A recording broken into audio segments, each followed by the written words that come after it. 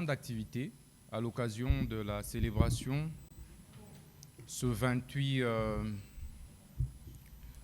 septembre de la Journée mondiale de l'accès à l'information, accès universel à l'information. Mais permettez-moi, honorables, Excellences, Mesdames et Messieurs, de pouvoir m'arroger un devoir. Remercier la presse congolaise, que j'estime tant, que je respecte tant, pour autant que le parcours qui est le mien a bénéficié d'un accompagnement sans faille, sans relâche de cette presse. Je veux donc dire mon élévation ce jour, ma nomination aujourd'hui en qualité de ministre d'État, ministre de la Justice et garde des Sceaux, est l'aboutissement d'un combat, d'une lutte, celle qui a été, entre autres, portée par la presse congolaise. Je tenais donc à vous remercier.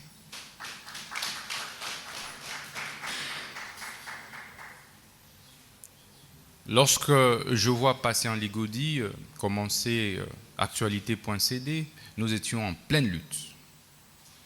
Lorsque je vois Stanis Boujakira,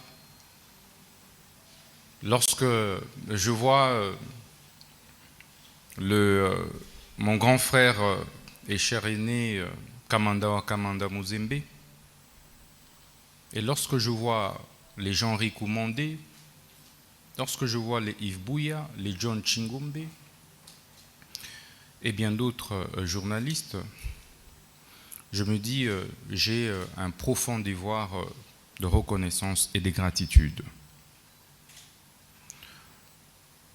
Mon deuxième devoir, c'est de féliciter le nouveau président de l'UNPC, mon aîné Kamanda Muzembe. C'est un moment très difficile. À chaque fois, il faisait en sorte que nos interviews soient diffusées sur RFI et sur d'autres chaînes et médias internationaux. Je voulais, tout en vous félicitant, élection méritée, fort de votre long parcours et brillant parcours dans le journalisme, l'un des rares journalistes à être resté journaliste jusqu'à aujourd'hui, à s'être nourri du journalisme, à avoir fait la fierté du journalisme. Vous êtes donc un monument, vous êtes donc une icône, vous êtes ce personnage, cette référence. La nouvelle génération, aussi bien des journalistes que même des politiques et acteurs sociaux, devait suivre et se référer. Je félicite vivement l'Excellence, Monsieur le Ministre de la Communication et Médias porte-parole du gouvernement, Patrick Mouyaya, avoir initié ce nouveau cadre légal. L'ordonnance loi du 13 mars 2023 sur la liberté de la presse. Il faut dire qu'un ministre qui entre au gouvernement et qui n'apporte pas de réforme n'en est pas un. C'est donc, à mon humble avis, un touriste qui a été nommé pour se balader aux hautes fonctions d'État. Parce qu'il est anormal de gouverner sans réformer. C'est pourquoi, sous d'autres cieux, lorsqu'on nomme un ministre, il y a une feuille de route sur les réformes à implémenter, sur les réformes à apporter dans son secteur. Vous verrez en France, les grands débats sur les réformes. Chaque ministre veut apporter une réforme dans son secteur. Et c'est exactement ce qu'il a fait. Le garde des Sceaux l'encourageait à parachever les initiatives des réformes entamées, notamment sur la question de la dépénalisation de délits de presse.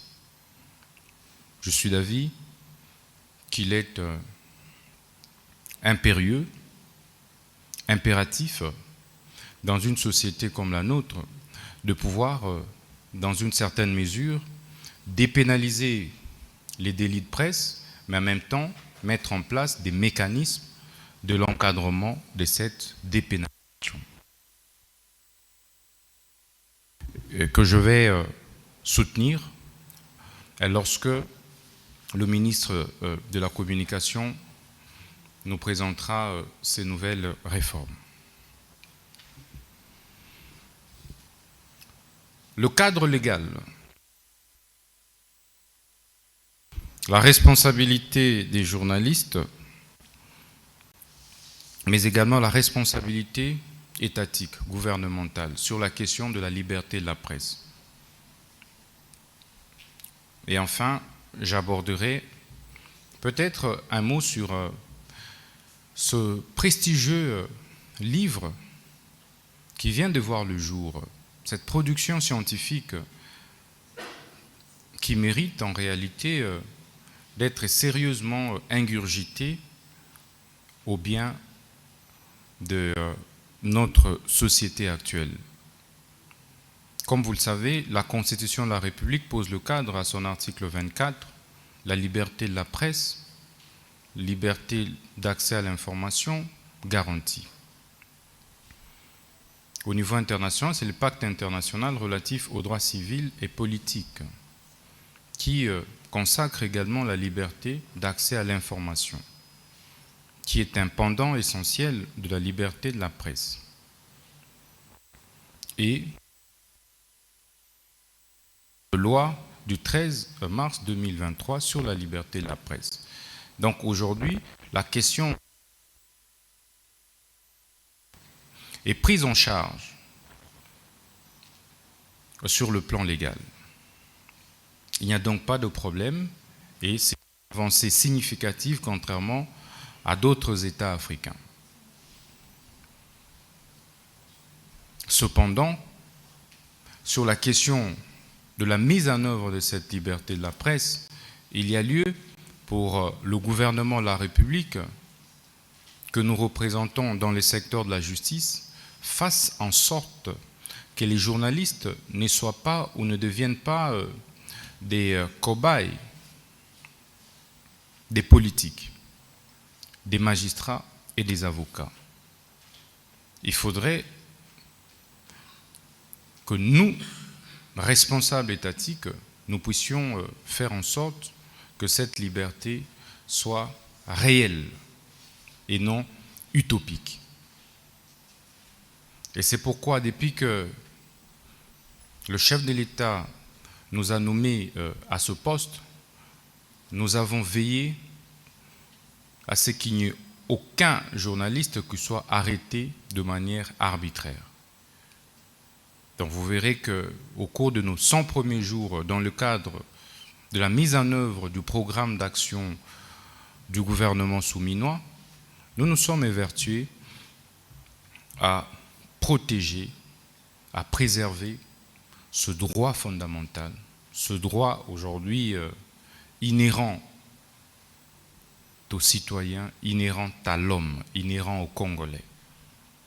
Le droit d'accès à l'information, la liberté de la presse.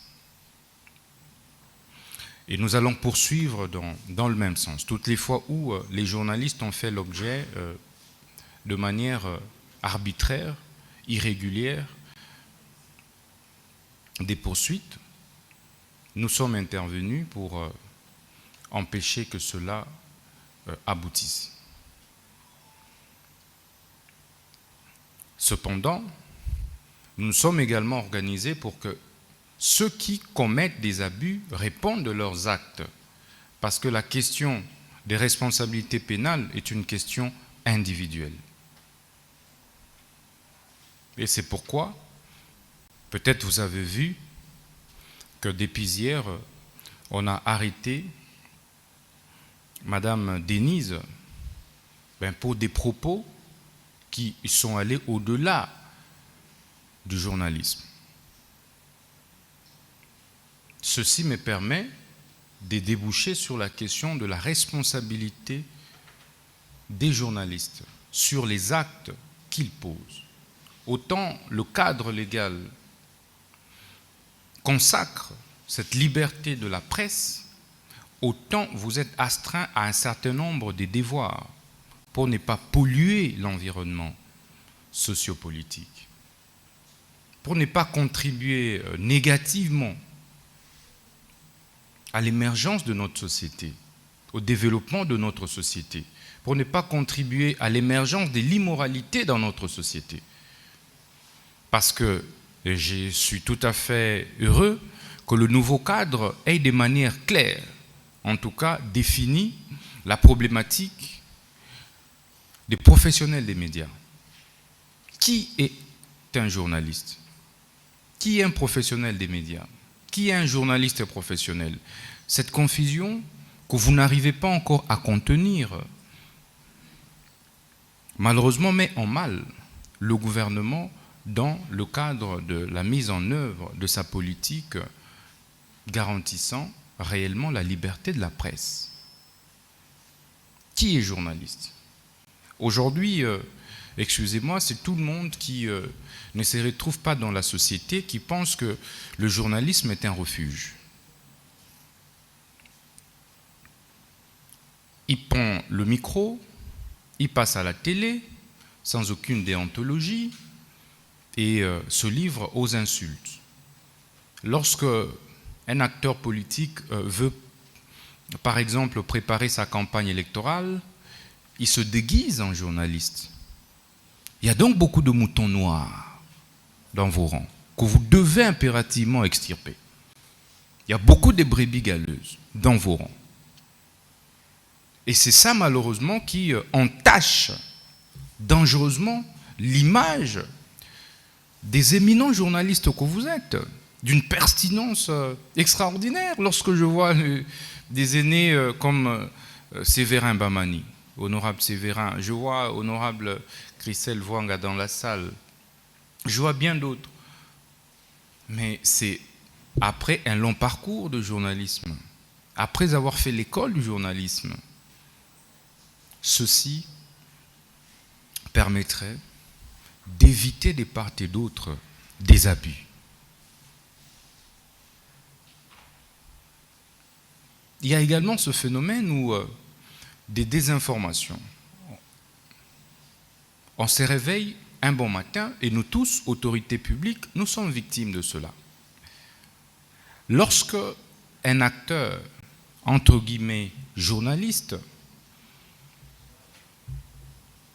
a besoin d'argent, il cherche quelle politique faire des chantages, rançonner. Et vous verrez, Constant Moutamba détourné 300 millions de dollars. Et c'est un grand titre. Voilà la difficulté. Et sans aucune preuve. Et lorsque vous voulez poursuivre liberté de la presse,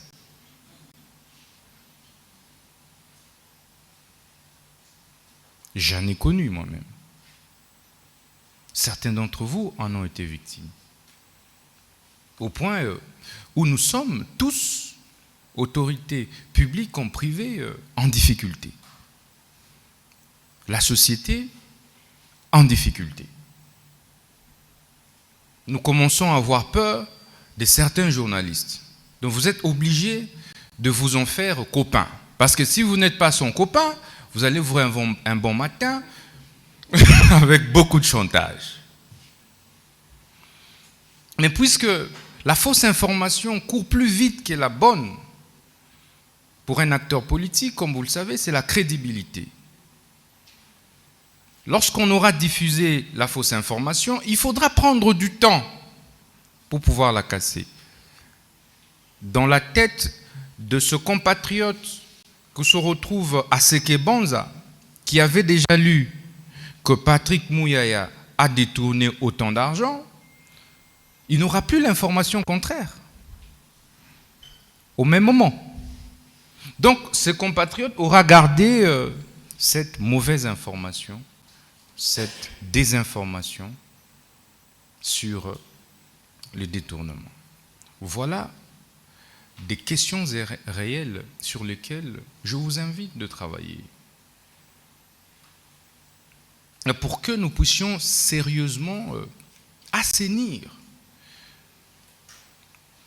nos médias, nos espaces médiatiques, aussi bien sur le plan des acteurs que des médias, des organes. L'UNPC devait être un peu plus sévère sur la question des sanctions, sur la question de la sélection. Comment vous accréditez les journalistes? Comment voudriez-vous laisser n'importe qui parler au nom des journalistes? Et lorsqu'il voit Kamanda Muzembe, il appelle confrère. Quand on voit mon aîné Willy Kalengai dans la salle, on dit confrère. Voilà les abus. Et donc au point où des grands journalistes de référence que vous êtes, vous avez cédé de la place aux moutons noirs, à ceux qui vendent mal l'image du pays. Et malheureusement, c'est eux que l'opinion suit.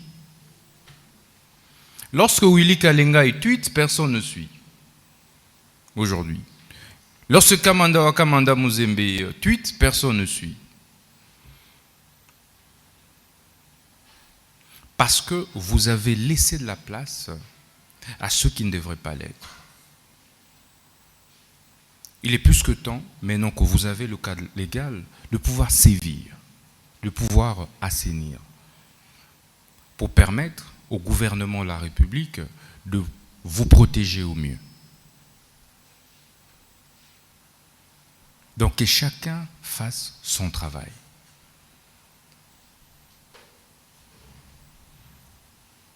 Vous savez, il y a les journalistes, les musiciens, les artistes, ils ont un grand rôle. Vous avez un grand rôle dans la moralisation ou l'immoralisation de la société.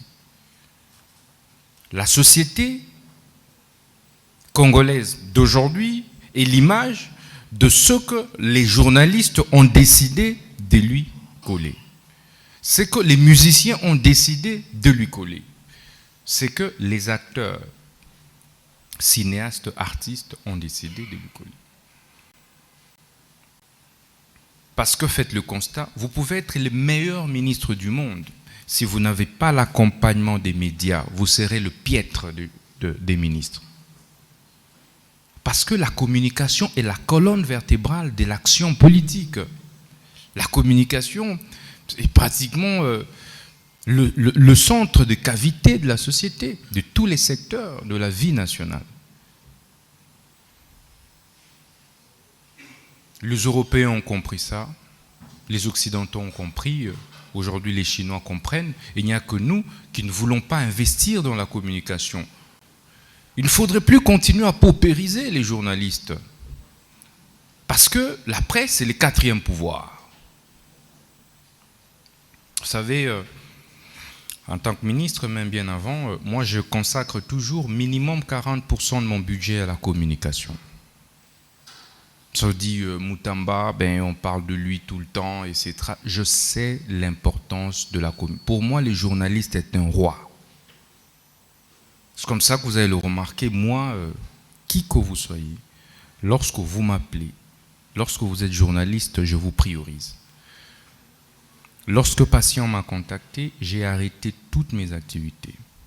Parce que, pour moi, vous êtes un pouvoir. Vous ne pouvez pas transformer la société sans la communication. Tous les révolutionnaires du monde ont utilisé la communication comme outil pour véhiculer les idées révolutionnaires. Malcolm X a utilisé ça, Martin Luther King, Lumumba, etc. Fidel Castro, Cuba, c'était la même chose. On dira toujours que vous en faites de trop. Non, lui, il exagère, etc. Mais lorsque vous ne ferez pas, celui-là, il ne fout rien. Donc, les idées, c'est comme des clous. Il faut marteler à travers la communication pour les enfoncer jusqu'aux cervelles les plus rétives. Mais c'est par la communication. Nous sommes en train de lancer la campagne moralisation de la vie publique. Et nous avons besoin de vous. Ça, c'est notre génération. Nous devons désormais créer de nouveaux modèles, de nouveaux acteurs de la société. À l'époque, nous avions, je vois mon aîné, Didier Moumengi, dans la salle, que je salue. Mais c'était nos modèles. Mais aujourd'hui, sommes-nous des modèles pour nos cadets? Patient, sûrement doit être l'un des rares à penser sur le journalisme. Donc nous devons pousser les jeunes de notre génération à cultiver les valeurs pour que notre société ait des nouvelles références, non pas que des références de musique, non pas que des références de théâtre. Quelle honte ça ne nous fait pas. Nous utilisons nos canaux de communication plutôt pour véhiculer les antivaleurs. C'est une honte pour la République que lorsque nous entrons sur nos TikTok, c'est des danses. Au lieu d'utiliser ces nouveaux outils d'information et de communication pour véhiculer la science, pour véhiculer l'intelligence, pour véhiculer les valeurs, nous sommes là plutôt à applaudir les sextapes. Lorsqu'il y a une vidéo des sextapes, c'est 100 000 vues. Mais lorsqu'on réfléchit sur un texte, Patient sort son ouvrage, cadre légal des médias en RDC. À peine on zappe. Lorsque c'est un musicien qui fait son concert au Stade des Martyrs, c'est plein. Il y a même des morts d'hommes. Et lorsque Didier Moumengi, l'honorable Didier Moumengi, appelle à une conférence dans une petite salle comme celle-ci, elle est à moitié vide. Voilà notre société. Aucune société au monde ne s'est développée dans la distraction. Aucune. Aucune société au monde ne s'est développée dans l'anarchie, dans le désordre, dans l'indiscipline. Nous devons remettre de l'ordre dans notre société, de gré ou de force. Vous devriez donc remettre de l'ordre dans le journalisme, dans la presse, de gré ou de force. Mais ici, parfois, vous avez peur de certains journalistes qui insultent matin, midi, soir, et vous êtes là à avoir peur de les sanctionner. Conséquence, on perpétue les antivaleurs dans la société. Cela dit, je m'en vais féliciter, et je vais conclure par là, l'auteur de l'ouvrage que nous allons certainement baptiser aujourd'hui. C'est Patient Ligodi, que j'ai connu en 2014, personnellement.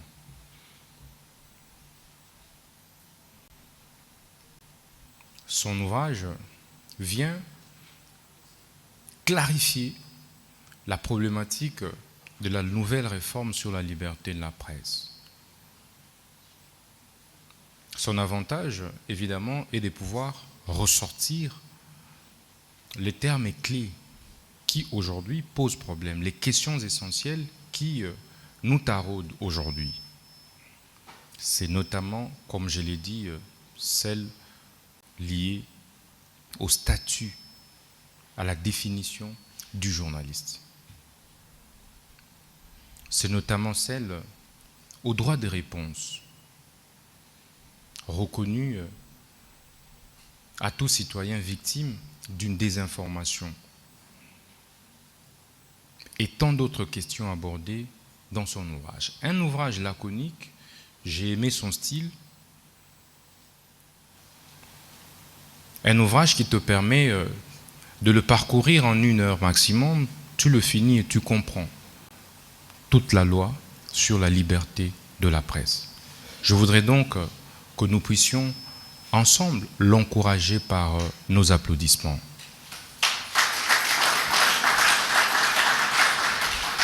Il mérite nos encouragements parce que de nos jours, il est rare pour un jeune Congolais d'avoir encore du temps à penser. Rien que ça. Avoir encore du temps à écrire. C'est devenu rare. Et donc pour moi, c'est impressionnant.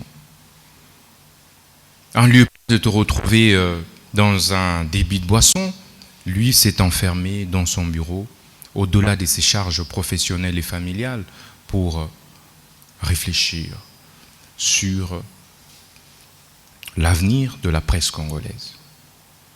J'encourage et invite donc les Congolaises et Congolais, les journalistes de tous bords, à pouvoir ingurgiter, à pouvoir lire sérieusement ce bouquin, à l'acheter pour encourager son auteur. Je reste disponible en tant que ministre de la Justice pour pouvoir vous aider, vous accompagner dans les réformes et veiller qu'aucun journaliste ne soit arrêté arbitrairement, qu'aucun journaliste ne soit arrêté pour son travail de journaliste. Tout celui qui va oser arrêter un journaliste de manière arbitraire pour le travail qu'il fait, eh bien, c'est celui-là qui sera arrêté, qui qu'il soit. Tout ce que je vous demanderai, c'est que nous puissions mettre en place un cadre de concertation avec l'UNPC et avec le CESAC pour nous permettre à chaque fois de recueillir les cas des dénonciations de violation de la liberté de la presse sur l'ensemble du pays. Vous pouvez donc compter sur l'accompagnement du gouvernement, vous pouvez donc compter sur l'accompagnement du chef de l'État et magistrat suprême. J'ai dit et je vous remercie.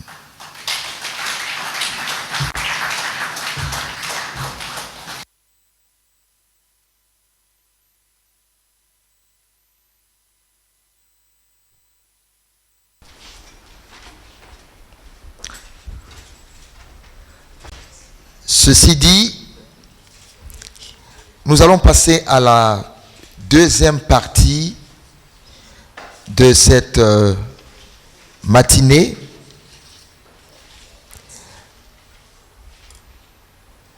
Pendant que le ministre va se rasseoir, je vais inviter le professeur Claude Moukeba à prendre ma place tout à l'heure pour entamer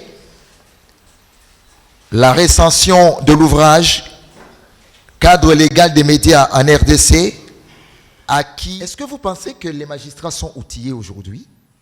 Sont-ils vraiment très outillés pour que le cadre légal puisse produire les effets? Parce qu'on constate, et vous l'avez dit, que parfois, on arrive à un tribunal, un journaliste est condamné simplement parce que on a l'impression que le magistrat n'a pas recouru à la loi qu'il faut et qu'il a recouru plutôt à des lois générales au lieu de recourir aux lois particulières. Quelles actions, qu'est-ce que vous allez faire, Excellence, dans les jours qui suivent pour que ces magistrats soient outillés s'ils ne le sont pas?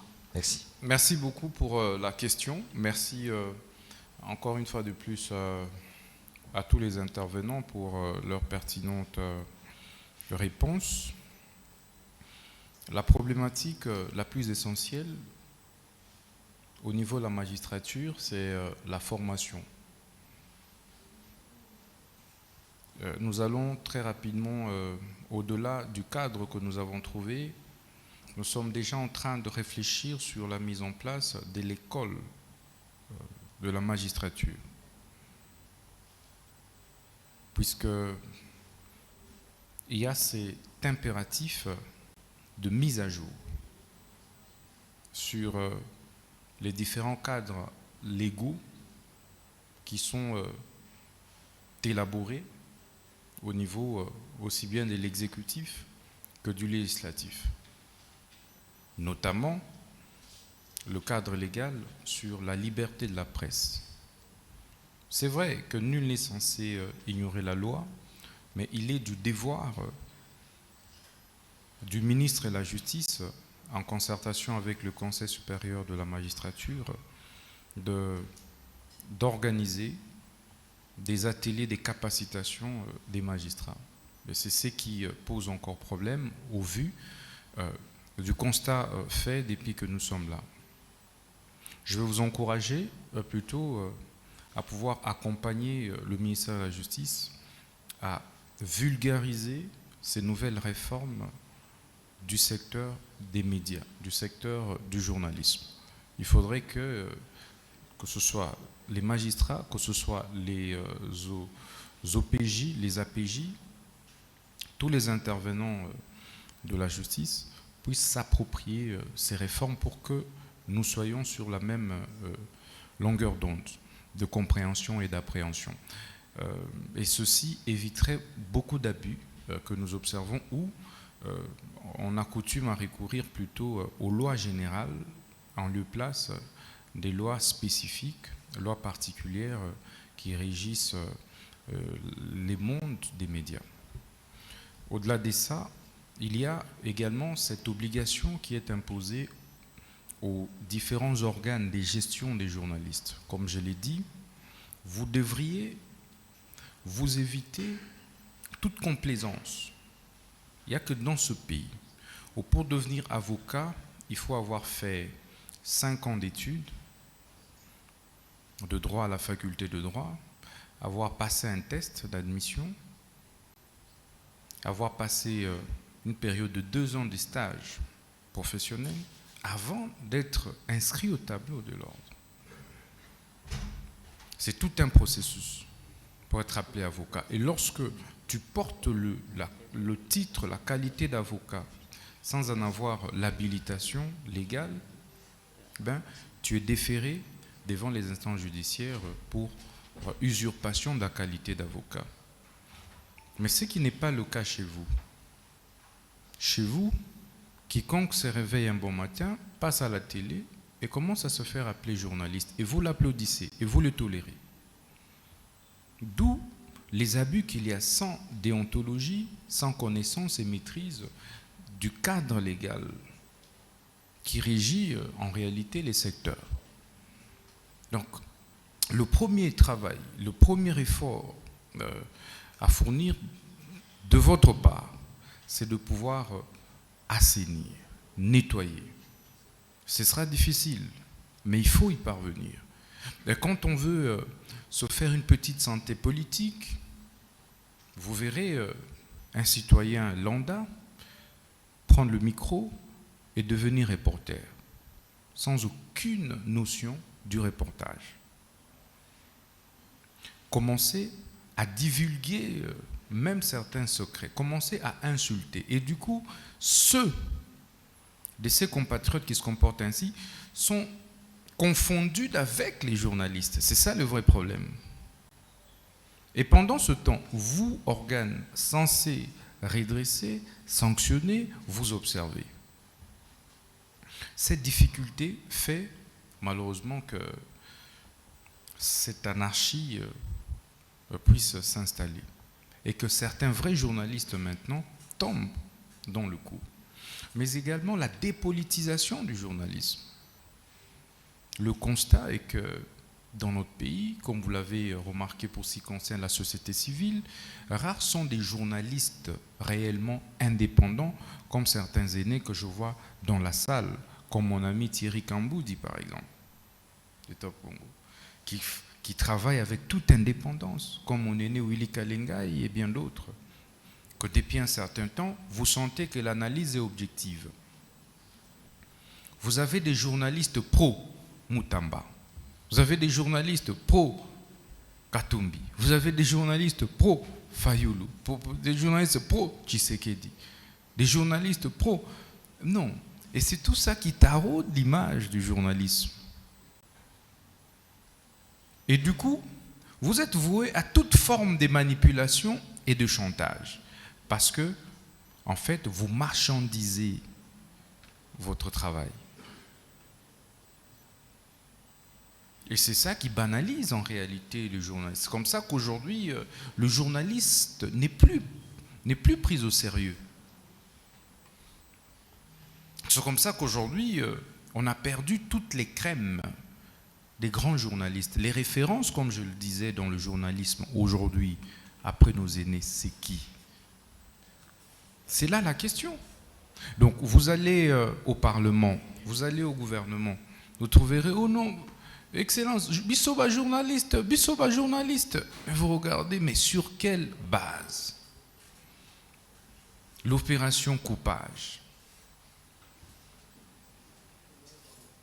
Vous verrez un nombre important des citoyens, des journalistes, lorsque vous organisez une activité de qualité, s'inviter unilatéralement à votre activité.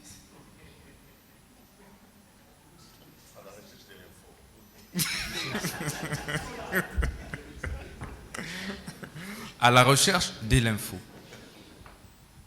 Et lorsque vous les remerciez après, sans rien leur donner, ils vous font du chantage.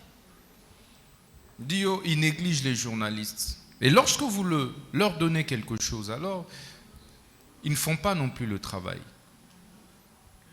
Du coup, il y a une telle anarchie dans votre secteur du journalisme que je vais juste vous demander, comme il s'agit d'un secteur aussi libéral que d'autres, de regarder ce qui se passe ailleurs, de sanctionner, s'il faut, que je puisse vous faire une recommandation, c'est tout simplement de renforcer votre conseil de discipline.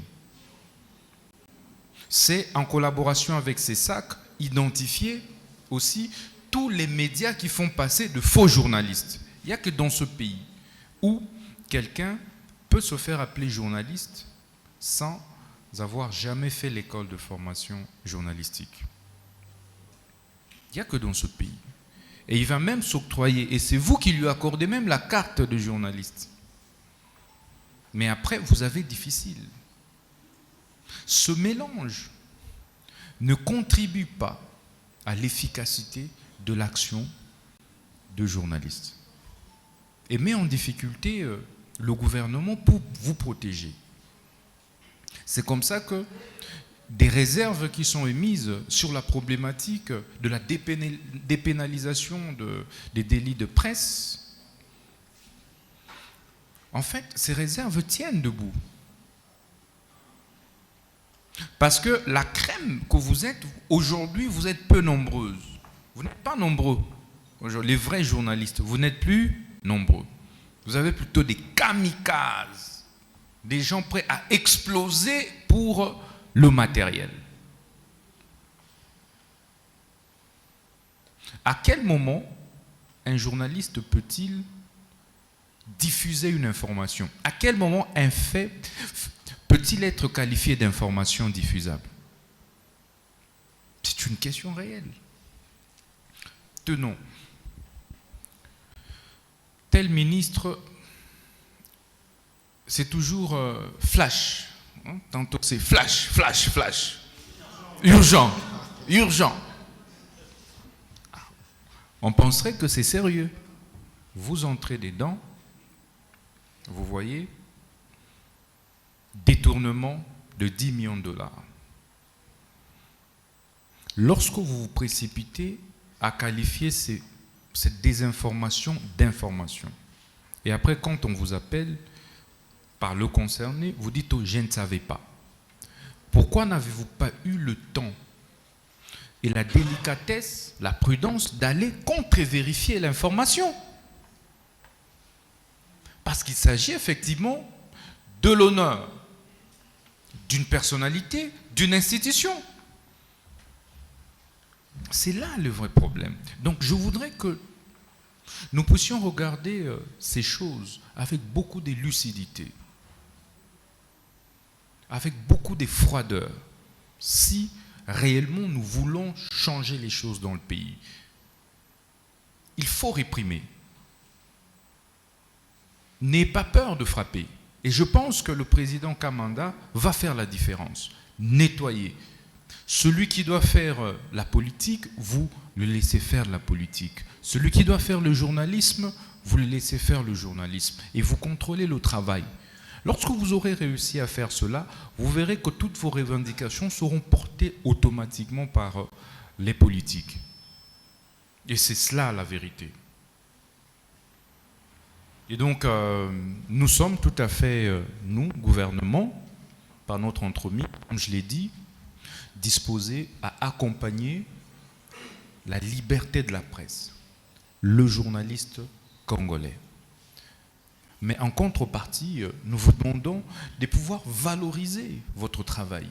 Il est incongru de nos jours qu'au vu de la qualité d'intervention et des personnalités ici dans la salle réunies,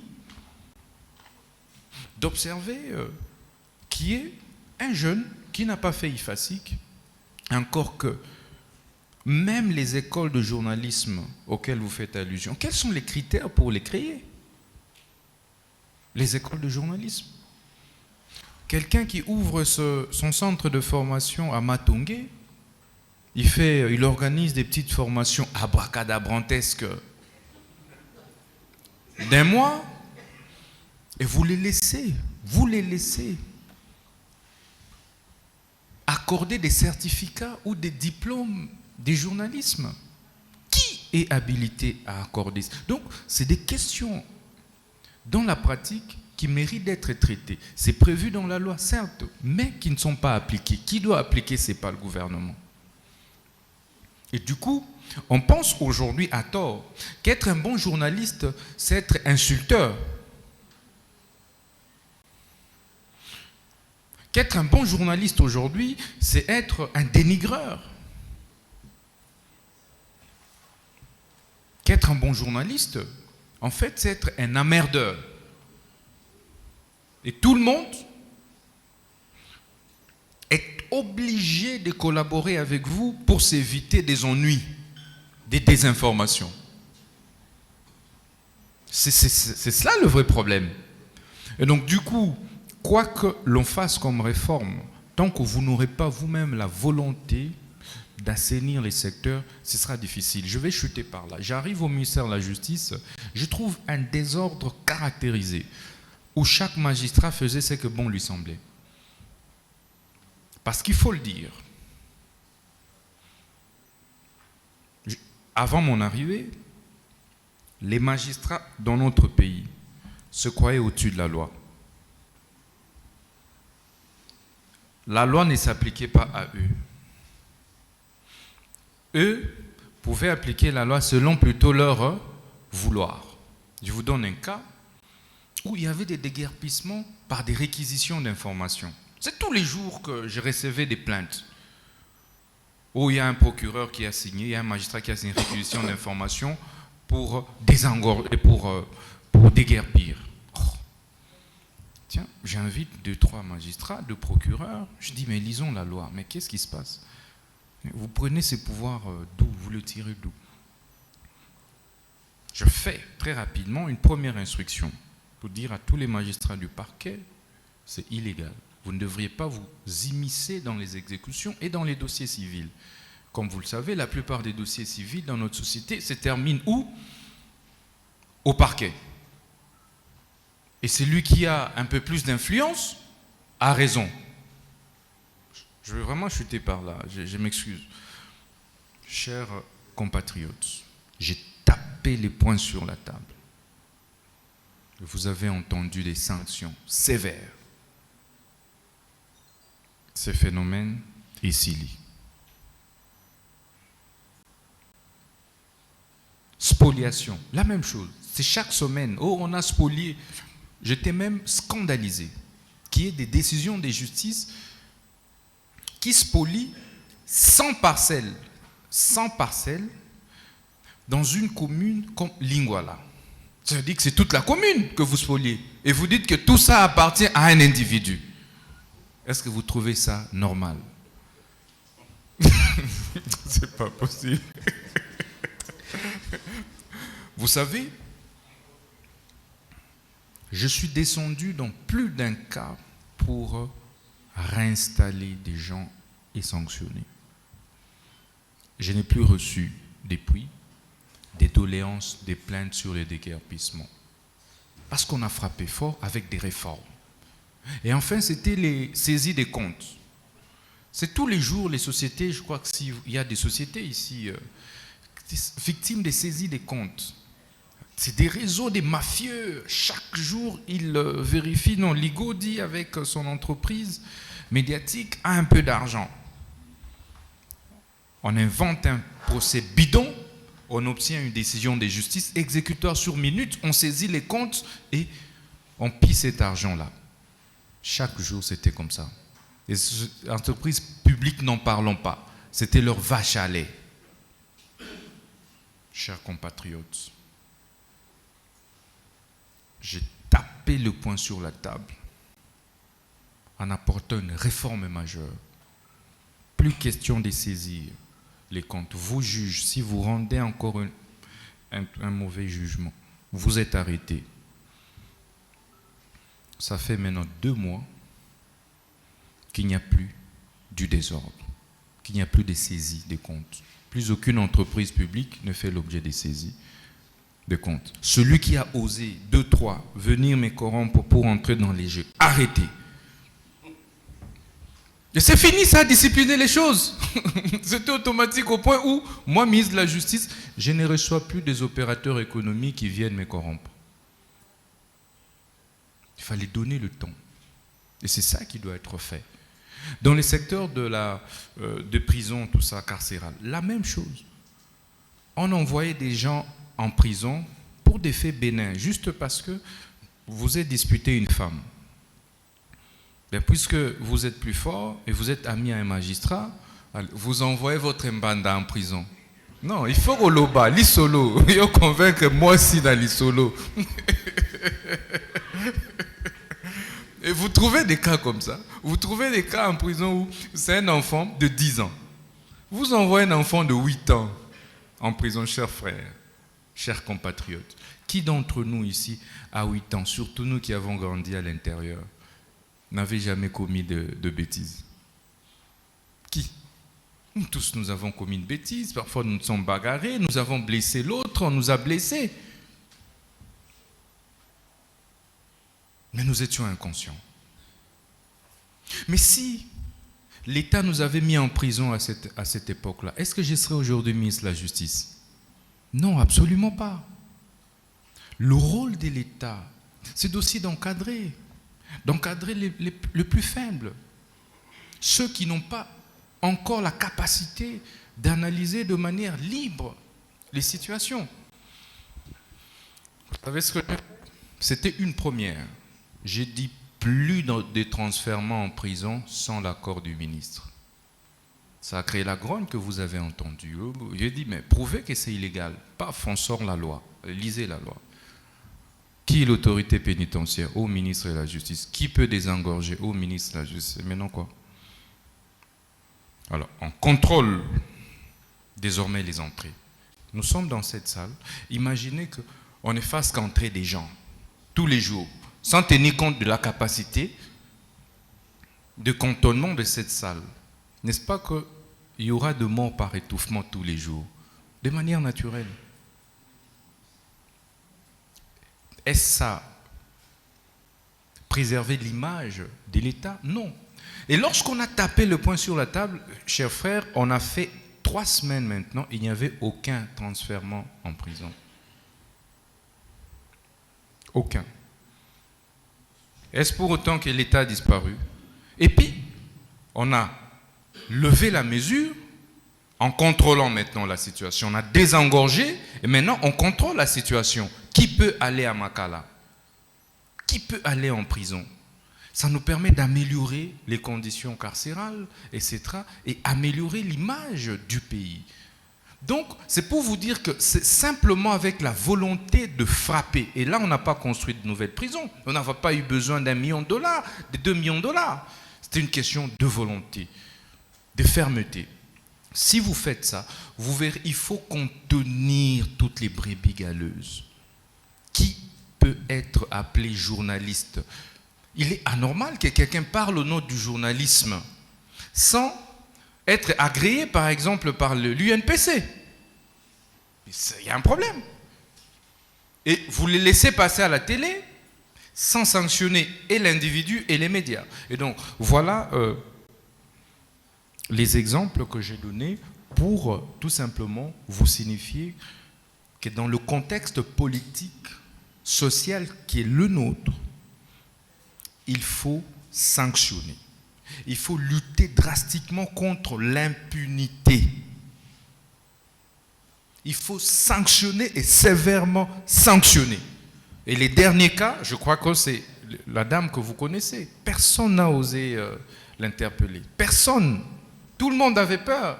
C'est une amie, c'est notre amie. Mais il y a des limites au-delà desquelles on ne peut pas aller.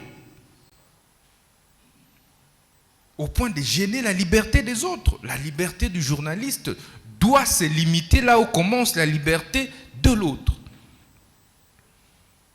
Mais vous verrez, avec les sanctions que j'ai opérées, les TikTokers, c'était la même chose, je les ai reçus hier. Quand on a arrêté l'autre, là, la dame, là, j'ai invité tous les TikTokers. J'ai dit, plus rien ne se fera comme avant. Nous devons être sérieux. Vous allez voir, il n'y aura plus de bêtises. Je me suis attaqué à la dépravation des mœurs où les gens ont dit homosexualité, etc. Oui, 2 fois. Papa, maman. Est-ce que vous les voyez encore s'exhiber comme c'était les cas avant? Non, c'est de la fermeté. Des ambassadeurs, des ceci, ils sont venus me voir. Je suis resté ferme. Nous sommes une société bantoue et nous devons respecter nos valeurs. Nous devons respecter notre tradition en frappant fort. Mais tout le monde a reculé et la société a un peu respiré. On a redonné un peu de chance à nos enfants. Sinon, tous nos enfants pensaient maintenant devenir des 2 fois.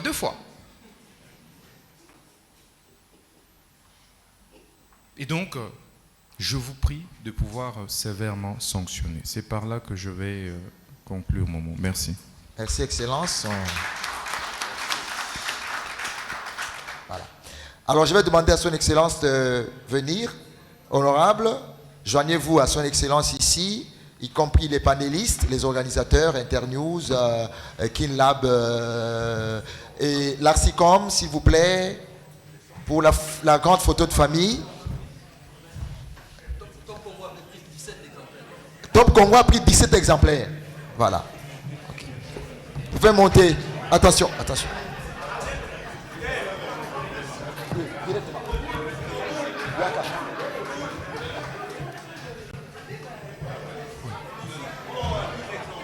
L'UNICIC prend 10 exemplaires aussi. Très bien. L'UNICIC prend 10 exemplaires. Attention. Allez-y. Moi, je vais faire bouger